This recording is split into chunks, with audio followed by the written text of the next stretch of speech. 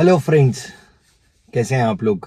I hope you are all doing good और आप regularly धीरज की वाणी सुन रहे हैं। धीरज की वाणी में आज एक नया एपिसोड लेके आया हूँ।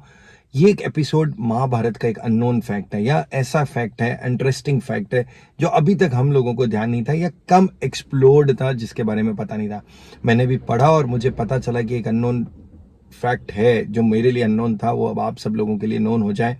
आई डोंट नो वेदर वो सही है या गलत है, बट 2-3 जगह मैंने उसे देखा और वो सेम चीज को क्लेम कर रहे हैं, तो हो सकता है सही हो। ऐसा माना जाता है कि पांडवों में जो सबसे छोटा भाई था सहदेव, उसको भविष्य दिखता था। उसको भविष्य में घटने वाली हर घटना के बारे में पता था। और ऐसा उसको क्यों प्राप्त हुआ था? ऐसा इसलिए उसको प्राप्त हुआ था क्योंकि पांडु जब मरने वाले थे तब उनकी अंतिम इच्छा थी कि उनके बच्चे उनका मस्तिष्क खा ले, उनका ब्रेन खा ले। सारे बच्चों में से केवल सहदेव ने ही उनकी अंतिम इच्छा पूरी की, और सहदेव ने उस मस्तिष्क के 3 हिस्से किए थे।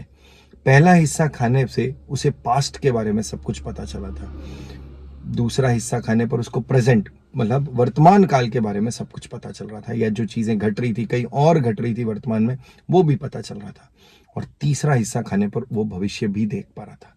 लेकिन ऐसा करने के बाद उसे एक श्राप प्राप्त हुआ था कि उसे पता तो चल जाएगा भविष्य के बारे में, लेकिन अगर उसने किसी को भी भविष्य के बारे में बताया तो उसकी हाथों हाथ सहदेव की उसी समय मौत हो जाएगी, मृत्यु को प्राप्त हो जाएगा। सहदेव को जब पहली बार ये पता चला और वो बताने गया तो उसे एक अजनबी ने रोका और उसे किसी को भी ये बात बताने से मना किया, रोकने को कहा। और वो अजनबी और कोई नहीं थे, श्री कृष्ण थे। सहदेव को सब कुछ पता चल रहा था, लेकिन वो विवश था उस श्राप के कारण कि वो चाह कर भी किसी को कुछ नहीं बता सकता था। कुरुक्षेत्र की हर एक घटना सहदेव को पता थी, जो होने वाली थी, जो हो चुकी थी और जो चल रही थी, कहीं और भी चल रही थी, लेकिन वो किसी को भी बता नहीं सकता था। श्री कृष्ण ने उसे यह भी कहा था कि तुम किसी भी सवाल का उत्तर सवाल के रूप में ही दोगे, सीधा उत्तर नहीं दोगे।